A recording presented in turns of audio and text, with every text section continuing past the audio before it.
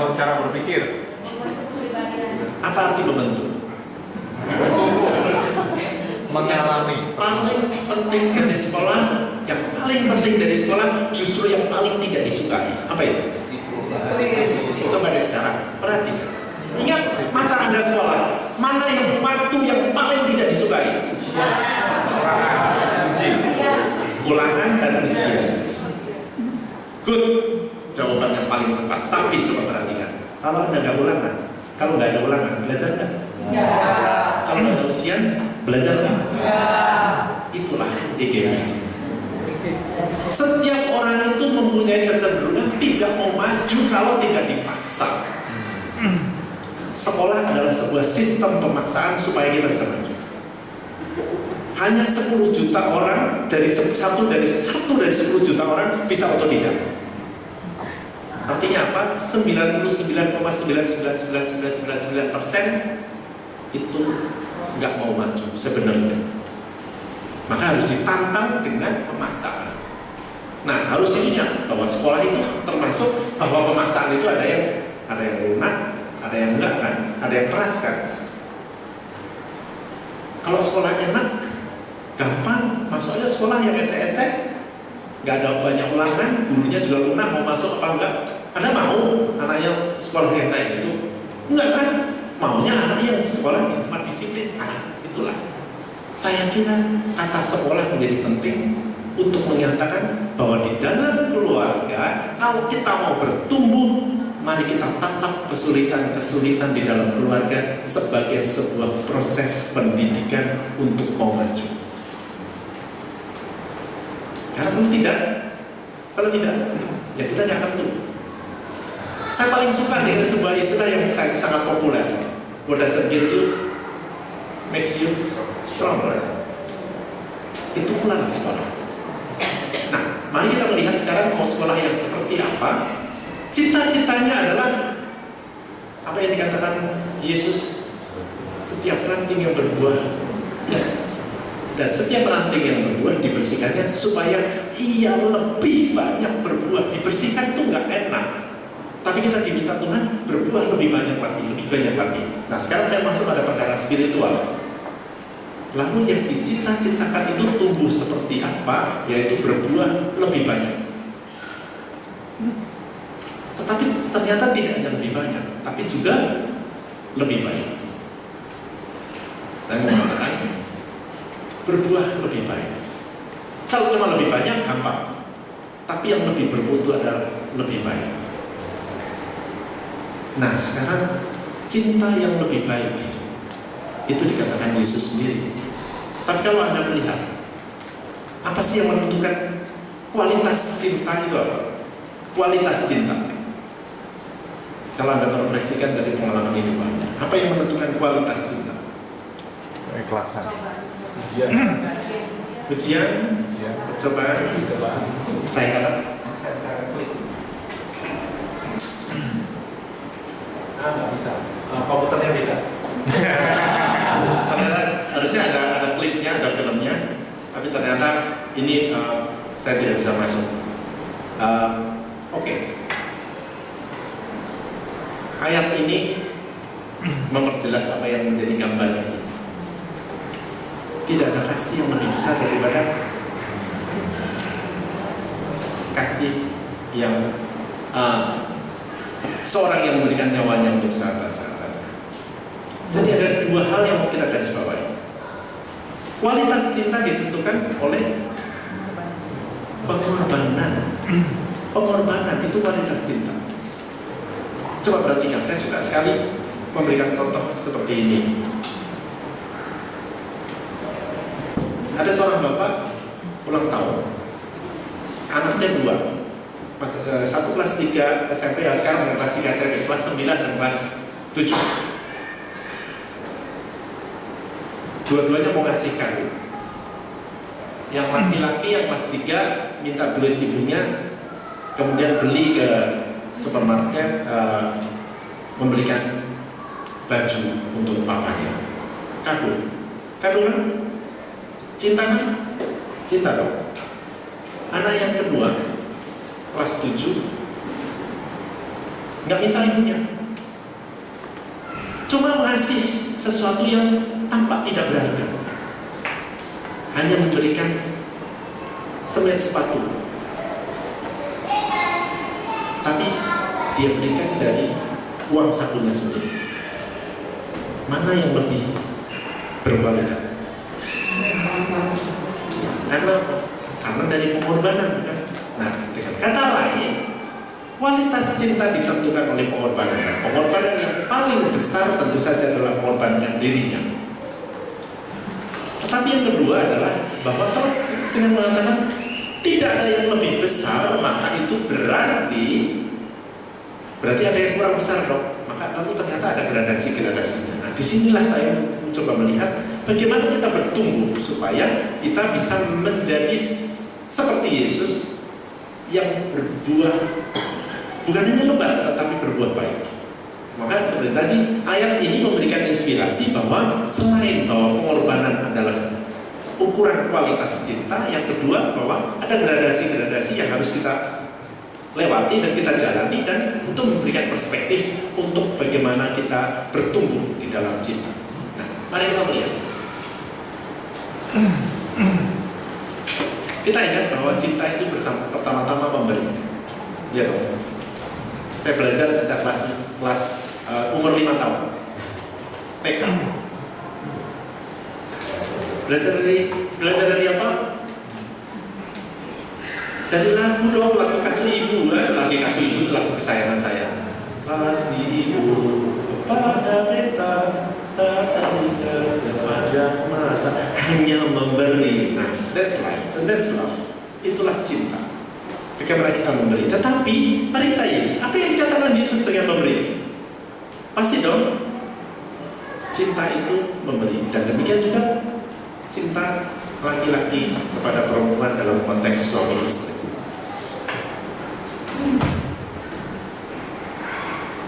Apa yang dikatakan Yesus? Mari kita lihat. Di dalam Matius 5:47 dia mengatakan, apabila kamu hanya memberikan salam kepada saudara-saudaramu saja, apakah lebihnya daripada perbuatan orang lain? Coba perhatikan, memberi salam itu memberi nggak? Memberi dong. Yesus tidak mengatakan itu tidak berarti, tetapi Yesus mengatakan kalau kamu hanya memberikan kado, memberikan angpau, memberikan bunga, memberikan perhatian kepada teman-teman saja, kepada kenalan-kenalan, orang lain juga bisa. Apa yang saya maksud? Nah, dalam konteks perkawinan saya menafsirkan begini. Bagi saya, bukankah orang yang tidak mengenal Allah pun berbuat demikian? Itu artinya orang-orang biasa pun melakukan. Nah, saya menafsirkannya ini baru kelas 1, cinta kelas 1. Kan kita melihat gradasi. Maka saya akan mencoba melihat ini cinta kelas 1. Mengapa? Orang-orang lain seperti tadi saya katakan, mengapa Anda menikah? Kebanyakan ya karena dorongan seksual. Karena ketertarikan biologis. Dan itu harus diakui semuanya. Tapi kalau kita berhenti di sana, kita nggak akan lebih daripada orang yang tidak mengenal Allah. Padahal katanya di sini adalah orang-orang yang mengenal Allah, mengenal Yesus Kristus yang menjadi panduan kita. Maka diharapkan kita tidak hanya berhenti di sini. Jangan lupa bahwa ini nilai pengorbanannya nggak banyak. Korbannya apa sih? Ngasih angpau kepada keponakan? Ya paling korban duit ya. Tapi kan senang. Terima kasih, ya kan? Sudah dapat reward. Nggak ada pengorbanan, praktis nggak ada pengorbanan. Padahal katanya kualitas cinta ada di dalam pengorbanan. Jadi baik, saya mengandaikan bahwa kita bukan kelas 1, kita mau naik kelas nih. Seperti tadi klipnya adalah tentang kita naik kelas. Bagaimana kita mulai setapak demi setapak dan akhirnya mengikuti Yesus yang tadi. Tidak ada cinta yang lebih besar, itulah cinta yang paling tinggi. Maka kita mulai masuk pada yang kelas 2. Ini tadi saya berikan contoh. Di dalam diri manusia ada yang hormon yang namanya oksitosin. Oksitosin adalah katanya, saya belum pernah melihat sendiri, ada di sekitar telinga. Dan inilah hormon yang membuat orang tertarik pada lawan jenis. Tanda petik kalau normal pada lawan jenis. Nah, oksitosin ini membuat orang juga mempunyai gairah yang kemudian menimbulkan yang namanya entah libido, entah eros dan segala macam. Nah, menurut penelitian biologi, oksitosin ini akan luntur dalam 3-4 tahun. Jadi kehangatan, kemanisan, kemesraan itu kalau tidak dijaga 4 tahun akan hilang.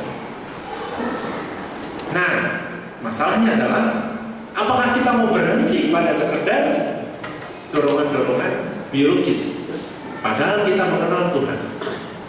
Disitulah saya menantang dan mengajak, mengingat panggilan kita ketika tadi berjanji untuk menjadi sakramen bagi yang lain, pasti bukan sekedar ini dong.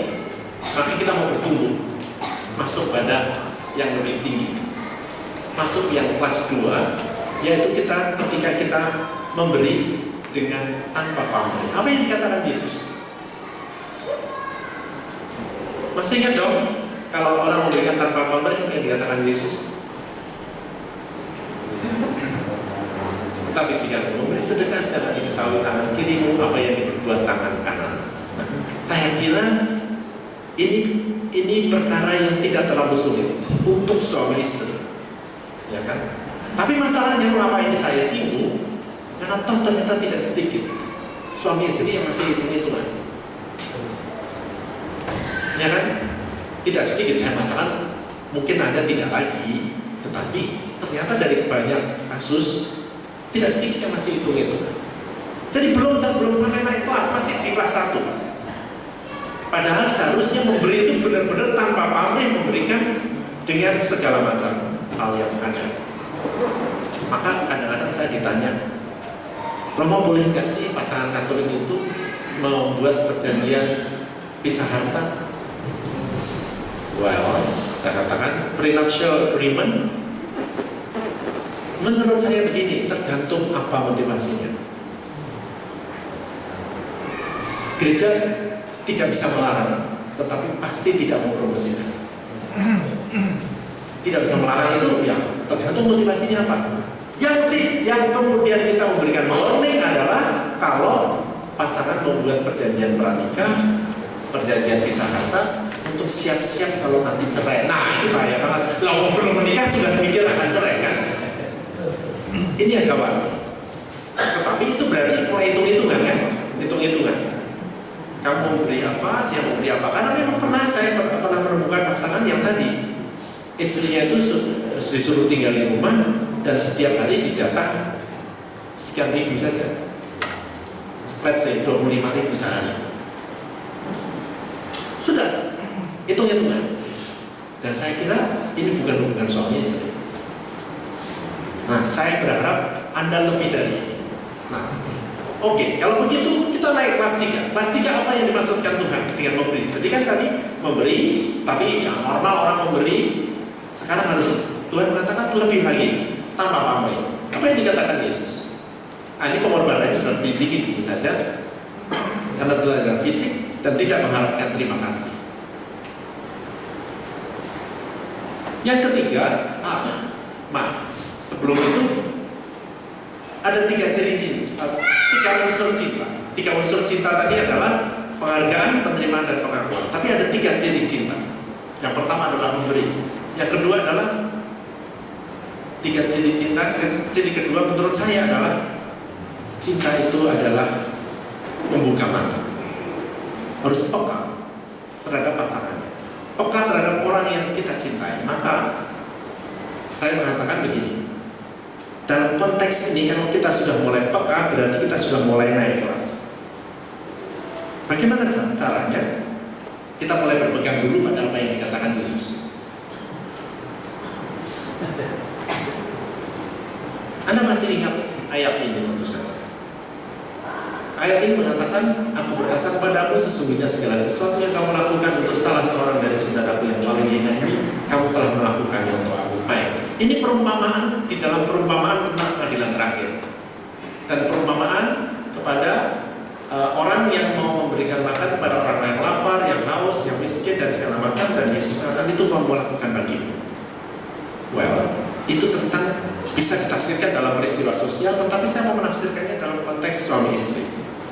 Jangan lupa, seperti tadi saya katakan, bahwa perkawinan adalah, tadi belum saya katakan.